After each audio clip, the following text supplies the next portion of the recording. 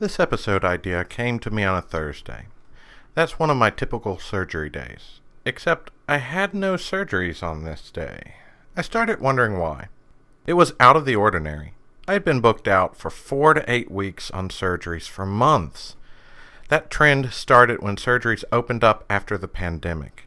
And since that time, I couldn't remember a surgery day I had not had surgeries booked.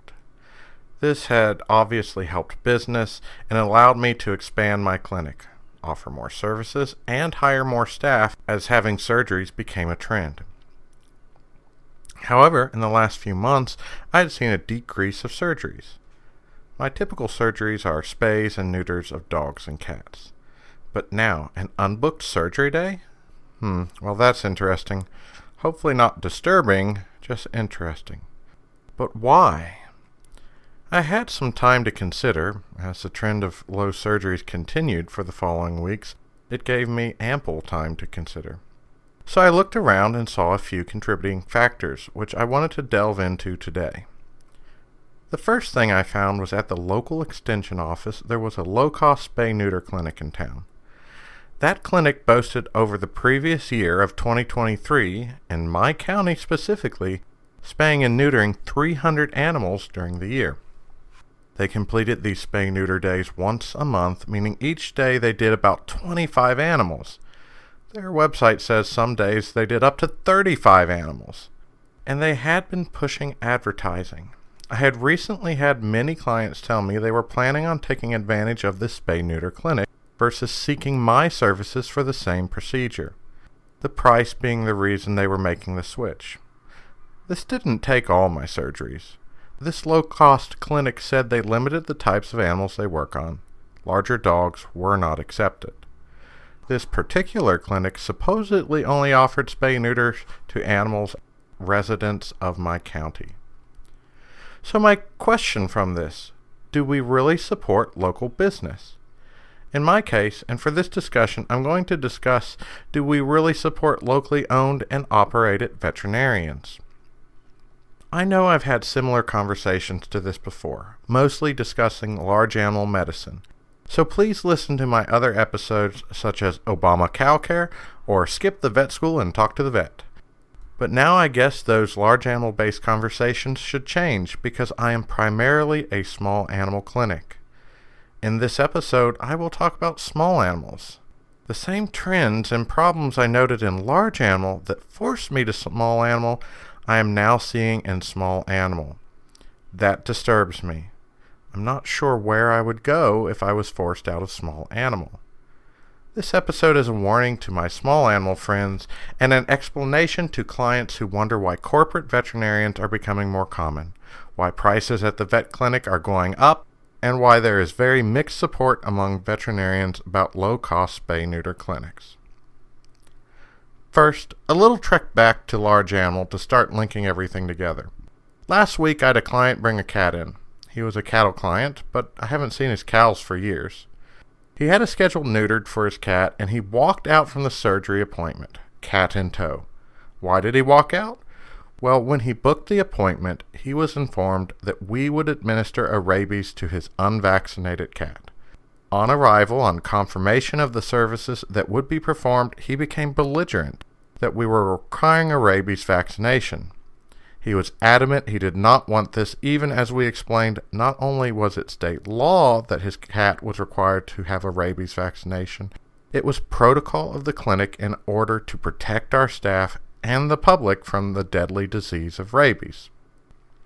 The client was so angry of this requirement that he took his cat and left before we completed the surgery. While he was leaving, he made a snide comment. "This is why none of Dr. Nathan's neighbors use his services anymore, because he always wants to do blood work." Now, rabies vaccines do not require blood work, but what this client meant was that I wanted to complete exams and get to the bottom of a medical problem, not just throw medication at a problem. I would rather discover and fix the underlying problem.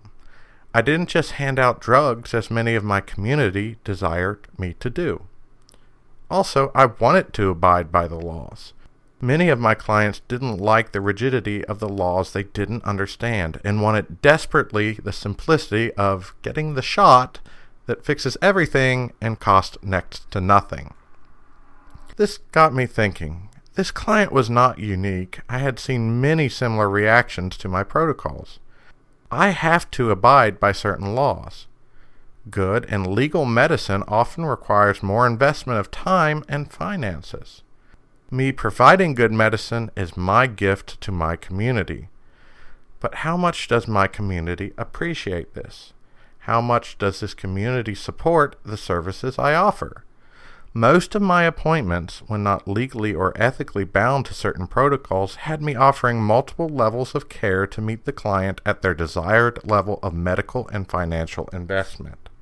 However, I felt a certain underlying discontent.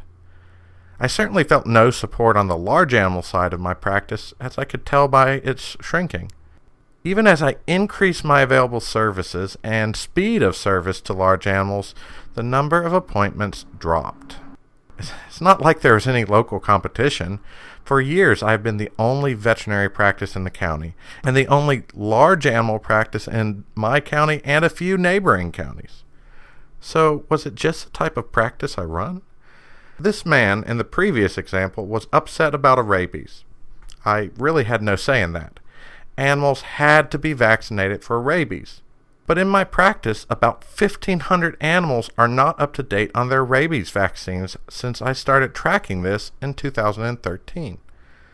Over the years, I have offered multiple low-cost clinics working with various rescues and government organizations, as well as offering lower-cost technician exams, allowing it to be easy to get animals properly vaccinated. Each one, besides my tech exams, fizzled out because of lack of interest. I didn't have much option in not requiring people vaccinate their animals for rabies. Plus, I wanted them to. The more animals vaccinated meant the less chance of me being exposed to rabies. And, well, since it's transmitted by biting mammals, I'm the one that tends to be near those animals that bite, and I don't want rabies. Theoretically, every vet clinic would tout this same line with rabies. So that shouldn't be a deciding factor with clients on who they choose to use. I did have to wonder, was something else at play? Were people not getting rabies, or were they just so upset with me that when I offered a low-cost clinic, they refused to shop at the local guy? I had run 2 rabies clinics with the local health department. The first went well, and barely anyone came to the second. So I started looking in the community, and I found that it advertised supporting local business. I'm sure in your own local community you hear the phrase shop local, or small business Saturday, or something similar. For years, my local community sets aside a specific Saturday to support local business and encourage people to shop local. In the script, I have some images of the Pendleton County Chamber of Commerce doing just that. The Commerce says they encourage people to today and all days encourage you to celebrate small businesses. Small business is usually local, community-run business. But are we doing that? Are you shopping local? Am I shopping local? I try to shop local, but can't always.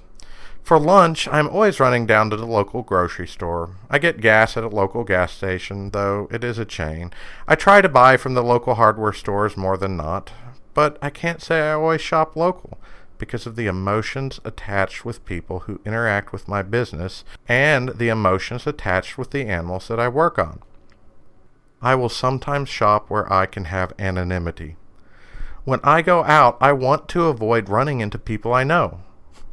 Before I was married, it was hard on dates when a client came up during dinner and started talking about how I had pulled a dead calf out of his cow's vagina and how stinky and necrotic smelling it was. Or if the clients were upset with me, the glares I may get while I was trying to impress my date. I'd gone on dates at local restaurants and had been out with family and heard clients bad-mouthing me from the booth behind me. That's not fun.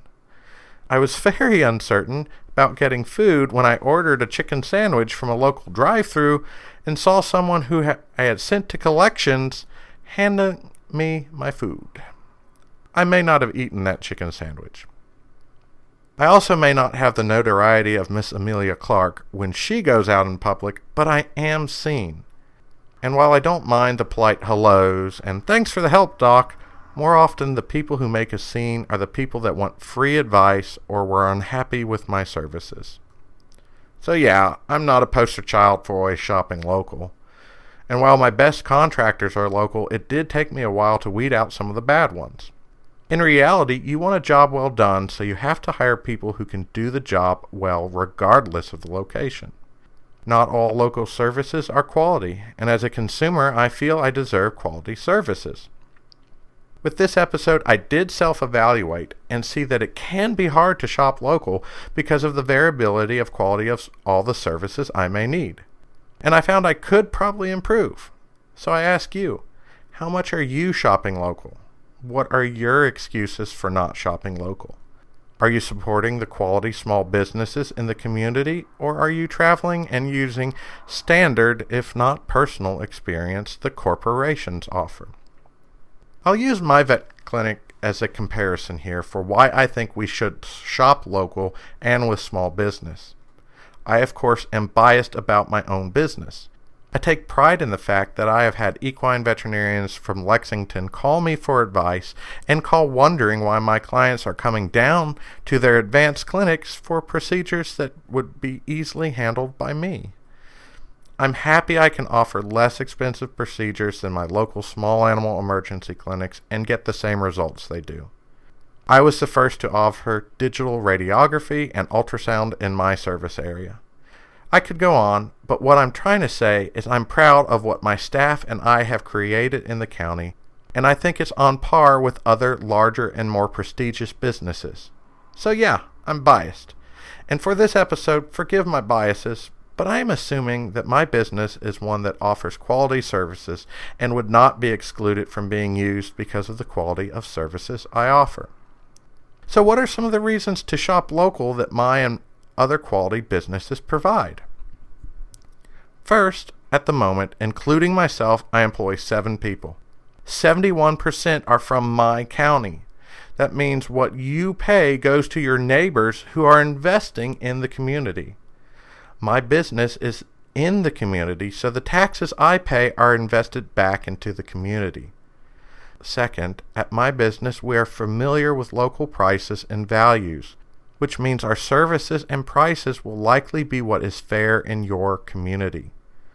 While I feel it is my job to raise the standard of care, I am from a rural community and understand its values. My services are likely a compromise of a little more than my clients are used to, but less than a vet from downtown Cincinnati would require as normal care. Your dollars spent here go directly to local people.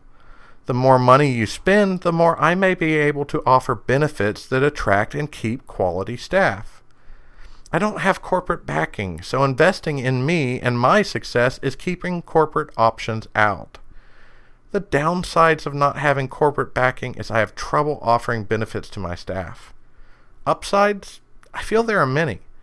In the script is a link to an article by The Atlantic entitled "Why Your Vet Bill is So High," which discusses the pros and cons of corporate medicine. My episode today is not meant to dive into this issue, but needless to say, corporate is a different model than most people in my community think they want, even if they desire some of the benefits that come with corporate. But as far as benefits of my local clinic, lastly, we are close. If you need something, you don't have to drive as far. Second to lastly, as I said earlier, I feel like the services we offer are comparable to any other clinic around because I have hard-working and talented people. I often catch my staff wondering why clients went elsewhere when they know I provide the same service comparably, if not better performed, at a lower price. What competition do I have locally? Where else would people be going? I'm the only veterinarian in my community, yet I do not have the entire county using my services. I was born and raised in this community and started a business from the ground, or in my case, truck up, where now I have a full-service veterinary clinic. There was a second veterinarian in the community, but they left, shutting down their office. and moving north to a richer client base. I remained and grew my business, but feel there seems to be an active movement to take away my work. Here are a few examples of that which I have seen over the years. The local health department consistently brings in vets from out of town to complete low-cost rabies clinics. Those vets competed directly with the low-cost clinic I mentioned that I had run with the health department. Remember I said one clinic did well and the second didn't? Well, the first one was the year they didn't bring in a second vet from out of town. The second, they brought a second vet in and had an event competing with mine, as they had done in a multitude of previous years, before they had started working with me. Why did they do that? Well, they got upset when they didn't like that I wanted to charge $10 for a rabies vaccination versus $5, which by law I'm allowed to charge $10 at rabies clinics when I work with the government. Charging less than that, I found I was giving up my and my staff's time for free without compensation. While I can give up my time, I do not feel I have the right to give up my staff's time. I noted that the health department didn't want to give up their time for free with only one person volunteering to help at the clinic. I have some Facebook screenshots in the script, but I found the local county animal shelter had a horse they were auctioning off that recently had a Coggins completed. I'm the only large animal vet in my county, and yes, I still do large animal, and one of the few vets left who work on large animal in the entirety of northern Kentucky. I didn't complete that Coggins. That meant my own county, in which I pay taxes and employ people who pay taxes, were not using my services. Here I have another screenshot where the county is actively advertising the low-cost spay-neuter clinic I mentioned. Yet, when I scrolled through the Facebook page where they were advertising, I could find no mention of my clinic. While the local animal control officer has told me he verbally tells people to use me, he may also tell them to use the low-cost clinic too. And talking one-on-one doesn't go as far as his social media post. In the social media post about the low-cost clinic, I see my clients saying they will take advantage of this service. You would think a county interested in local business would advertise all local businesses and not just one. After all, I offered spay and neuter services to the county more than one day a month, and unlike the spay-neuter clinic, I didn't get donated funds or tax breaks like this rescue spay-neuter clinic did to complete surgeries. Which, this is not the first time I've had trouble with the county. I remember years ago I put in a bid to complete the work at the local animal shelter. I liked the work. It reminded me of herd medicine. I put the lowest bid in, and according to county regulations, if the lowest bid isn't accepted, reasoning has to be given as to why they didn't go with the bid. I never did get a reason they went with a higher bid with a vet clinic out of the county. It seemed a poor use of taxpayer money to me. And then, the local extension office was hosting this low-cost spay-neuter clinic. Extension offices tout local shopping and supporting small business. Yet, here they were not helping a local small business, but giving free space to a business from out of town that is in direct competition with me, a local business. From the perspective of a local business owner, it seemed I was getting quite undercut and pushed away by my local community. I mean, they were actively saying to use other non-local veterinarians and paying for veterinarians to come in and undercut my services. They being the health department, extension office, county governments, and local animal rescues. A lot of my following conversation focuses around this low-cost spay-neuter clinic. So let's dive into that specifically. First, I tried to find out information about this business and the vet doing it. Maybe it was a vet from the community who was just trying to help. Well, it was very hard to find information about this vet or the business that this vet was associated with. But after much digging, I found it is not a local vet nor a local business. The rescues got this vet to come into town while clients that brought animals in paid this vet through the rescue organization. The rescue was not talkative or forthcoming about releasing the vet's information or the actual business the vet operated. Actually, the rescue refused to give us the vet's contact information when we asked about reaching out to her about mutual clients. The veterinarian, who is not local, and the cost to this vet, who is paid and charges clients to complete the surgeries, are offset by donated funds to the animal rescue who sponsors this event. The event appears to have the vet and one technician that works with them, and then they enlist volunteers to help with the rest of the work. I have worked with this rescue organization before, and to put biases out, have not had the best of luck with them. Recently, as mentioned before, they wouldn't give me information about the business that was coming into town or the vet that was doing the surgery on some of our mutual patients. And it has been painstaking to try to get medical records of those mutual patients. Which, for those of you listening, the low-cost spay-neuter clinic charges $15 for records transfers. For those of you that use me, have you gotten a records transfer fee? I'm just trying to figure out where the low cost comes in. I mean, I guess $15 isn't much. A large and prestigious equine hospital, Haggard Equine Hospital, charges $75 for record transfers.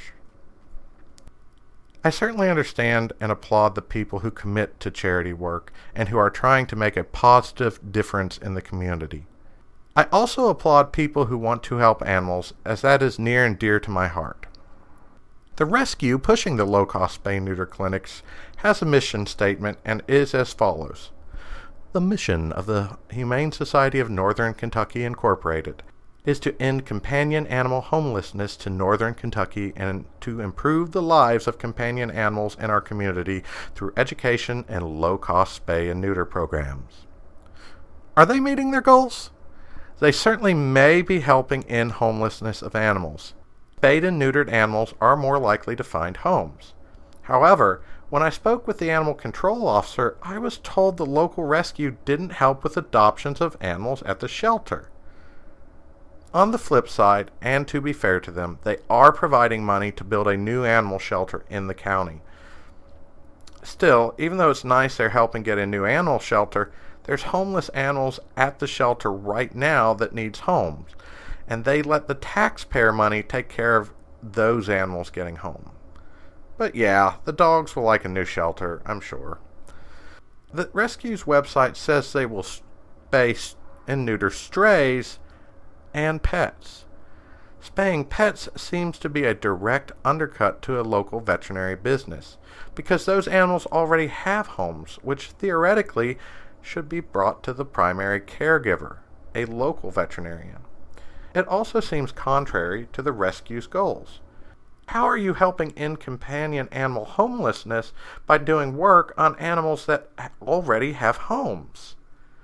I mean, I guess they are improving the lives of those companion animals by getting them spayed and neutered, as that is what I recommend as well, so this is helping to reach the goal of the Humane Society. But what about the other parts? I am not sure how they are educating people.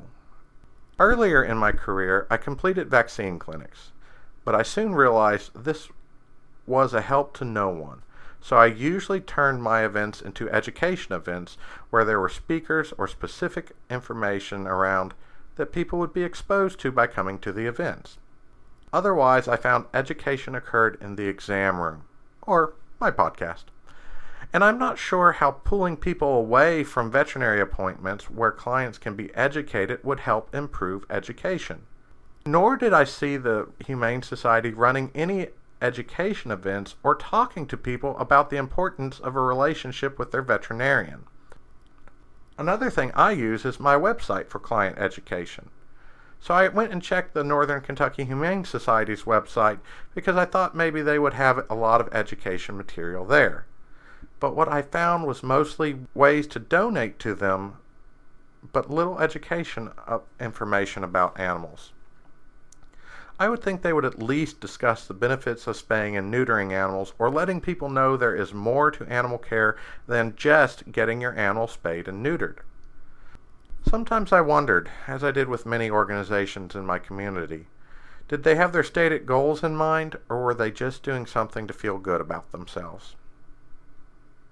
So is their work actually helping pets and owners? I see a few problems. First, I believe a relationship with a local veterinarian is helpful.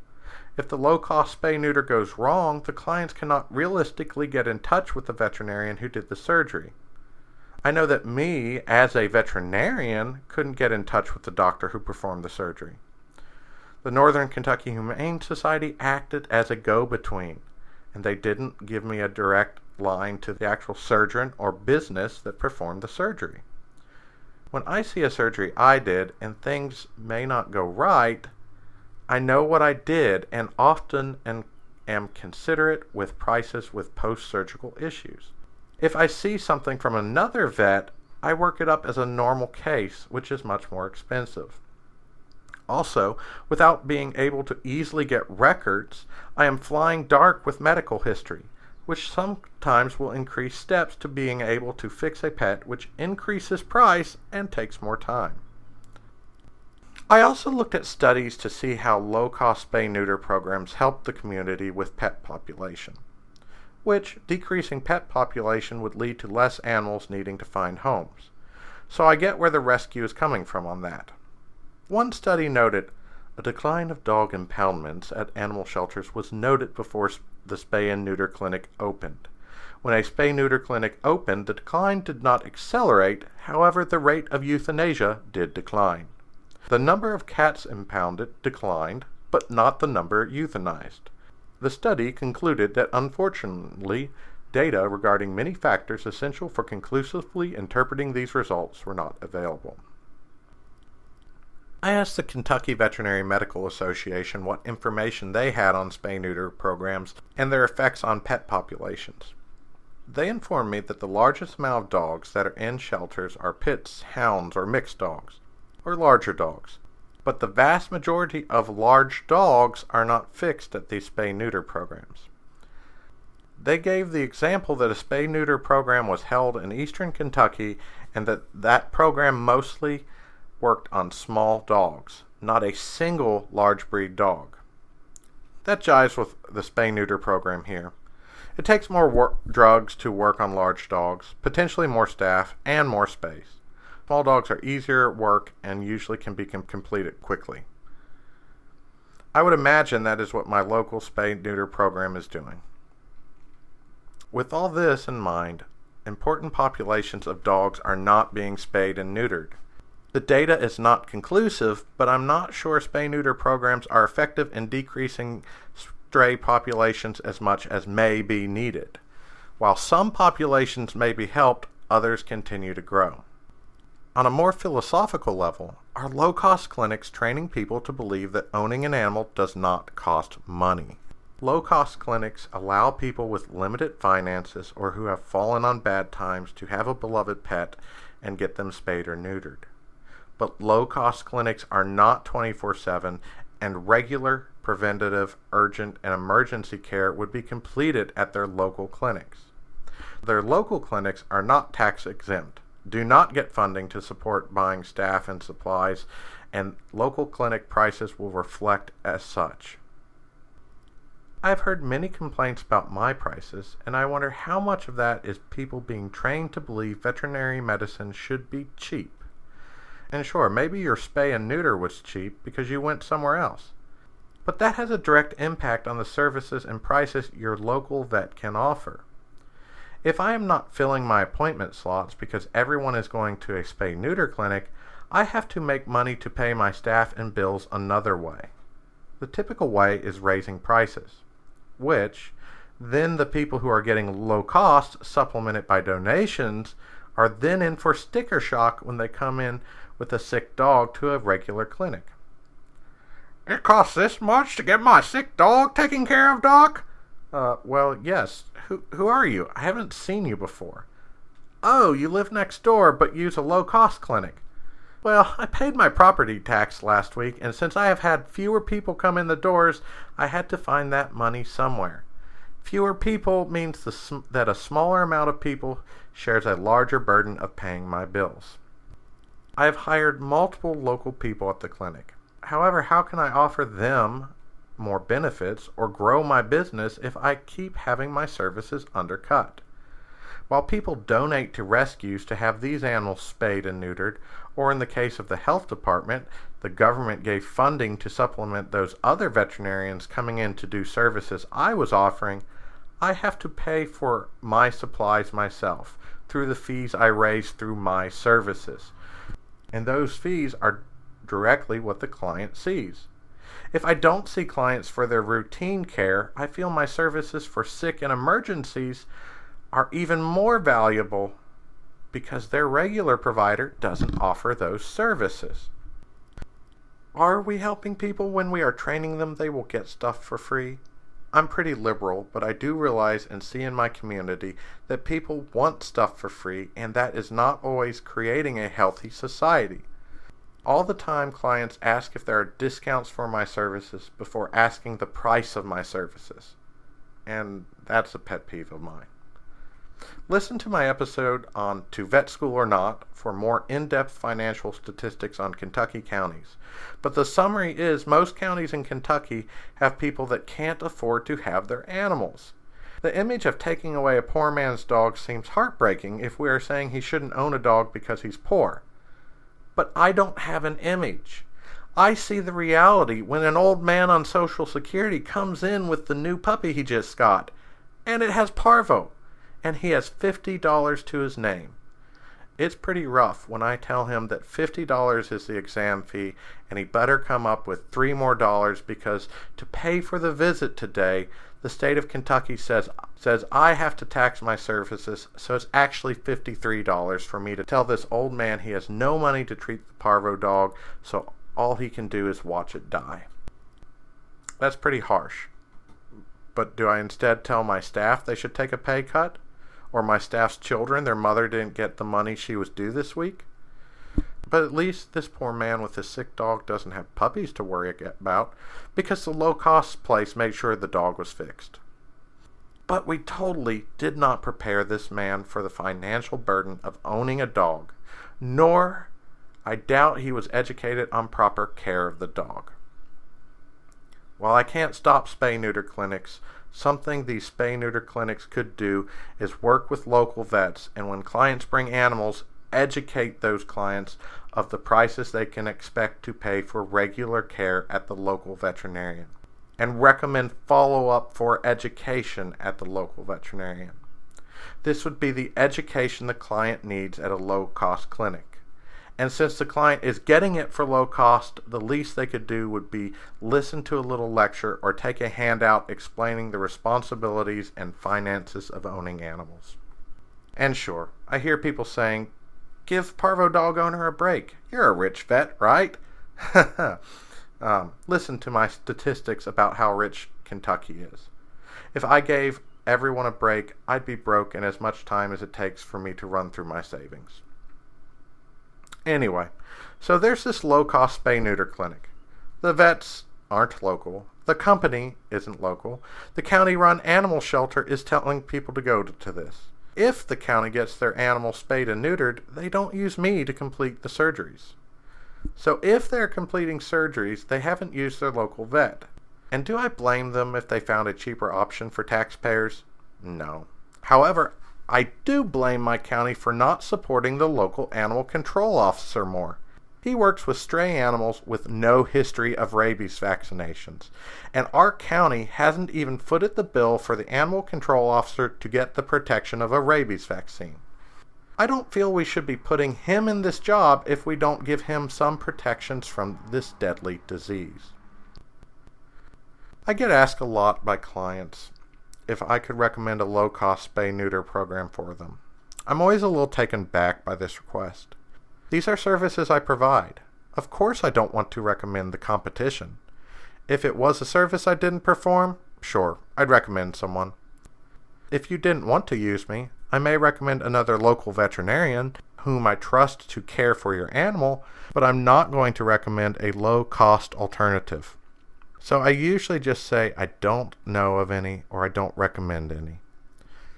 Also, I feel like that is the client's job to figure out which clinic they want to use in that situation. I don't know their finances, and I don't know all the intricacies of how low-cost spay-neuter clinics operate. And lastly, I'm the one that is left to fix the problems that come from low-cost clinics. This is not me saying that low-cost spay-neuter clinics do an improper job, or run improper anesthetic protocols, or that there are bad vets at these clinics. I don't know that. The number of surgeries they do does concern me. On a full surgery day, I may do 6 to 8 surgeries. My local spay-neuter clinic does about 25 surgeries a day. They boast of 35 even. I'm not known for being a slow surgeon. If all I did was surgeries and had a full support staff, depending on the surgery types I did, I could maybe get to 15 surgeries. Another vet I know said he once got up to 22 surgeries in very specific conditions. But, anyway, when there is a problem after surgery, I'm the one that is going to be called to fix it. The low-cost clinic vets are gone at the end of the day and challenging to contact afterward. And truthfully, I recommend people, even from other regular vet offices who are following up on a surgery, follow up with the people who did the surgery for after-surgery complications. The same goes for low-cost clinics. Oh wait, they have moved on to another town to do a low-cost clinic. They aren't here for you. One thing I am certain spay-neuter clinics don't do well is being able to communicate and transfer records to primary care veterinarians quickly and efficiently. To me, medical history is almost as important as a physical exam. When I attempted to get records from this local spay-neuter clinic, it was an extreme challenge. The energy it required to get those records should have been used to treat the animals, not fight for the history. History is so important. For example, when I'm trying to fix something and I don't know what was done, it makes it harder to fix. Often post-surgery, I am very generous with cost to fix problems. When I didn't do the surgery, my generosity is minimal. So to fix a problem, it is typically more expensive than the initial surgery. So anyway, let's look at the low cost of this equation. In my script, I have a table comparing prices. How much different are my prices? So my table summarizes the amount of surgeries the low-cost clinic does and I did, and I was able to compare prices to see how much more expensive my clinic is. Now we can debate the number of people that would use my clinic if they didn't have the option of the spay-neuter clinic. Obviously, some people could not afford the higher price of not going to a low-cost clinic. Some people would travel further to go to other clinics. Some people just wouldn't bother to complete the procedure without the mindset that they aren't getting a break on a service provided to them. But with this specific low-cost spay-neuter clinic, it is for residents of my county only, and I am the only veterinarian in the county. That, and comparing to other clinics close to me, my spay-neuter prices are lower or comparable to clinics in the neighboring counties. On average, while comparing the prices the low-cost spay-neuter clinic is offering, with the donations to them to allow a lower cost, my average price of completing these surgeries without any donations to supplement my income is only 38% higher. With a cat neuter, I am only 6% higher than the low-cost clinic. Do we really believe that we are a shop local community? It sounds like 6% more is too much to pay to have someone local as your regular veterinarian that doesn't just show up once a month, but actually operates in your community. The revenue they potentially took from me as a local veterinarian was about $52,000. My practice has grown as it does in the community because of the community as much as because of me. For example, people complain I send my after-hour emergencies to ER clinics, but they aren't willing to pay to allow me to hire more staff to see after-hour emergencies. Are we helping our local community or our local pets by allowing this low-cost competition to our local business? My two most common complaints are that people want to be seen faster and at times more convenient to them. At the moment, I am looking for a relief vet because I have the staff and the need for someone a few more days a week, but not someone full-time. But if I had $52,000 extra dollars in my budget from the surgeries that I could be doing, that might make me want to hire a full-time vet. As you can see, there are a lot of angles to talk about here, and perhaps I'm not giving them the full merit they need. But when we support business that is not local, there are local effects. What do I want to occur from this episode? What am I getting at with all this discussion? It's not that everyone come use Dr. Nathan. That's not my point. My point is shopping local doesn't mean giving your services to just anyone who is near you. It's giving services to those you think are qualified near you. But small business deserves at least equal support from its local community, giving it the chance to earn its clients. This episode will be live on my Patreon in 2024. Patreon will also have the script with references and my statistics. This episode will then air to the public in 2025. When I finished this episode in 2024, I sent emails to various people with this episode attached, asking for change. I hope what I ask seems fair. If you listen to this and feel it is fair, look and see if any of the things I have asked for have occurred. If not, reach out to my community and ask them why change hasn't occurred. Or if you see the same thing happening in your community, reach out to local officials and voice your concerns. Here's what I did. First, I emailed my local Chamber of Commerce and asked them to put pressure on the county to support local business versus businesses traveling from out of town. Second, I emailed the county government. I did not ask them to only recommend me, but rather I asked them to equally recommend both businesses which are operating in the county. Because right now, when I write this, the county government pushes one business but not the other.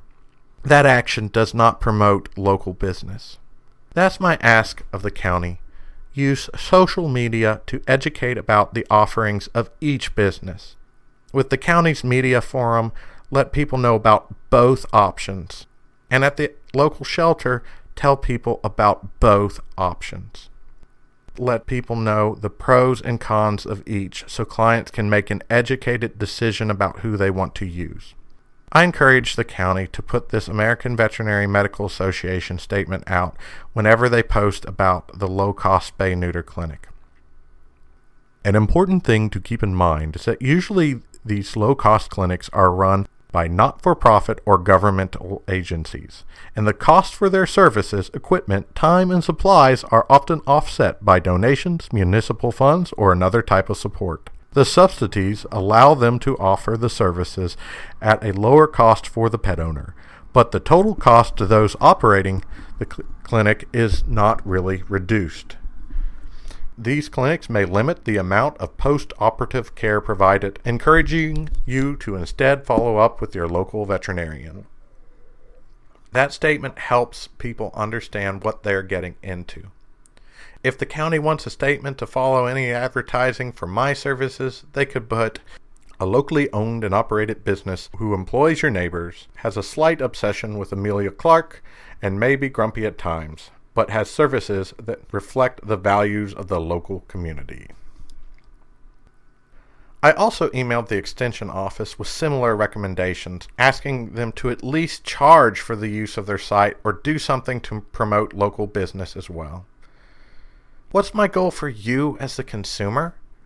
Just think about the pros and cons for each and what your goal is. Are you wanting to shop local? If so, after this discussion, do you feel like using a low-cost spay-neuter program is an efficient way of shopping locally? If you do use a low-cost spay-neuter program, realize there isn't follow-up care with that vet. Realize these decisions are why your neighbors may not get a raise and why there is not more business growth of your community. After researching, I can't say this doesn't help the pet population from exploding, but are these clinics giving the quality of care you desire with your pet? And I'm not saying they don't, but my clients can talk to me. Can you talk with the doctor doing the surgery at the low-cost spay-neuter clinic? Financially, it isn't feasible for everyone to have the ability to afford even my prices. For the clients who have animals that need a low-cost spay-neuter program, I'm not shaming you at all. I'm glad you are taking advantage of a program provided for that reason, and I'm glad people have big enough hearts to provide that service for strays and low-income people. But what I want this episode to do for you is to encourage you to put some money aside for when you go to a regular clinic. Because when the low-cost spay-neuter clinic is gone and you need help, I don't get a tax benefit from being a nonprofit.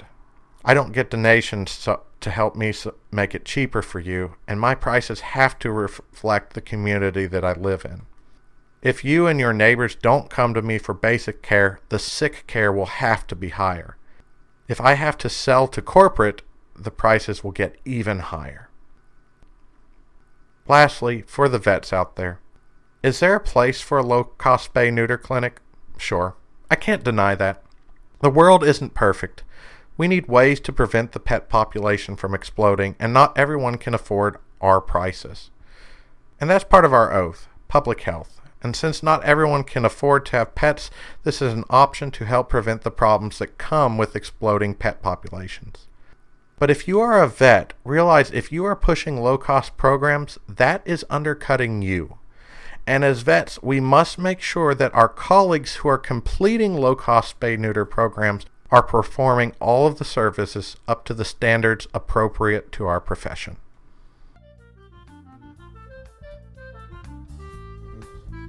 I'm Dr. Nathan. Thanks for listening. I hope our discussions are valuable to you and aid in giving perspective. If you want to contact us, please reach out to theveterinarianpodcast@gmail.com. You can find a complete list of the podcast episodes on SoundCloud. If you find this information helpful and want more content, please join our Patreon, patreon.com/theveterinarianpodcast. And don't forget to follow our Facebook page, facebook.com/theveterinarianpodcast. As always, thanks for listening, and I hope this information is helpful to you. If you do find it helpful, please like it, share it, so other people may find it helpful as well.